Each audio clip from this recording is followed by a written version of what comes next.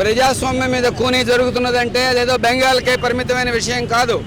1972లో CPM మీద దాడి జరిగినప్పుడు మిగతా వాళ్ళందరూ చూస్తూ ఊరుకున్నారు. 1975 నాటికి అది దేశం మొత్తం మీద ఎమర్జెన్సీగా రూపుదాల్చింది. రాబోయే పరిణామాలు కూడా అటువంటి దిశగా పోకుండా ఉండాలంటే బెంగాల్లో జరిగినటువంటి ప్రజాస్వామ్య కూనీని దేశం మొత్తం మీద ప్రజాస్వామ్యవాదులందరూ ఖండించాలి. ఎక్కడెక్కడ రిగ్గింగ్ జరిగిందో అక్కడల్లా రీపోలింగ్ జరపాలని డిమాండ్ చేయాలి. ఈ రిగ్గింగ్ పాల్పడినటువంటి యాంటీ సోషల్ ఎలిమెంట్స్ అందరి మీద కఠినమైన చర్యలు తీసుకునేలాగా ఎలక్షన్ కమిషన్ ఆదేశించాలి. అందుకోసం ఇది ప్రజాస్వామ్యవాదులందరి డిమాండ్గా మారాలని చెప్పి నేను విజ్ఞప్తి చేస్తున్నాను.